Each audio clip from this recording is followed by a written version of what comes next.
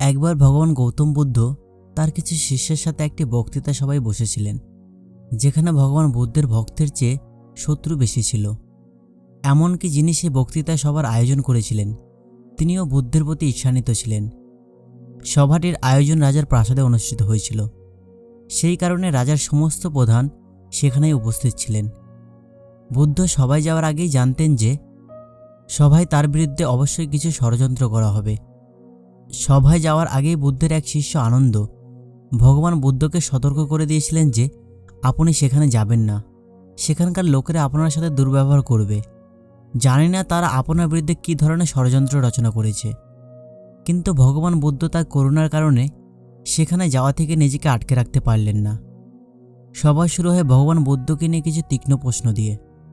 যারা বুদ্ধের ঈর্ষা করতেন তারা চেষ্টা করেছিলেন বুদ্ধকে এমন একটি প্রশ্ন করার যার উত্তর বুদ্ধ দিতে না পারেন, কিন্তু বুদ্ধ সব প্রশ্নের উত্তর খুব সহজভাবেই দিতে থাকেন। সবাই উপস্থিত প্রায় সকলেই তাদের প্রশ্নের উত্তর জিজ্ঞাসা করেন এবং তারা তাদের যথার্থ উত্তরও পান। হঠাৎ সেখানে একজন মহিলা এসে বুদ্ধকে বলেন, আপনি ধ্যানের কথা বলেন, আপনি জ্ঞানের কথা বলেন, আপনি সত্যের কথা বলেন, আপনি মানুষকে সত্যের পথে নিয়ে যাওয়ার দায়িত্ব নেন, কিন্তু আপনার মধ্যে কি কোনো দয়ামায়া নেই? আপনার আমার জন্য কি কোনো চিন্তা হয় না?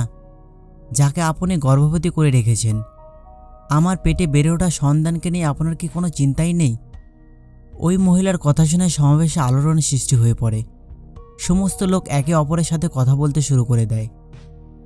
হঠাৎ ওই সবাই এক ব্যক্তি উঠে দাঁড়িয়ে জানালেন এবং বললেন, আরে নারী সন্দেহের সামনে বড় বড় ঋষিরাও তো মাথা নত করেন, তাহলে এই বুদ্ধই বা কী? এরপর আবার আরেকজন দাঁড়ালেন এবং বললেন, আমরা বুদ্ধের কাছ থেকে এটা আশা করিনি যে বুদ্ধ এত নিচে নামতে পারেন।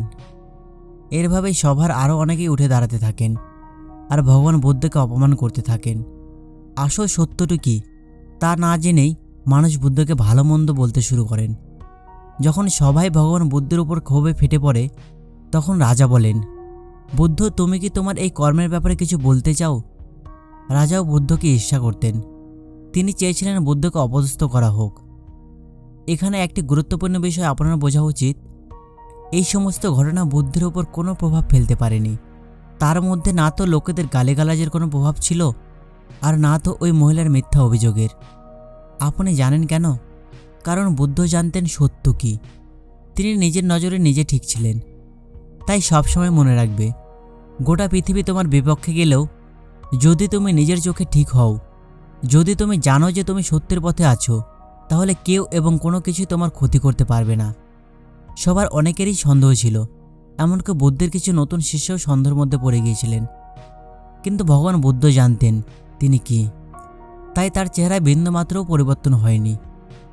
এরপর রাজা বুদ্ধকে আবারও বললেন, বুদ্ধ, তুমি কি তোমার ব্যাখ্যায় কিছু বলবে?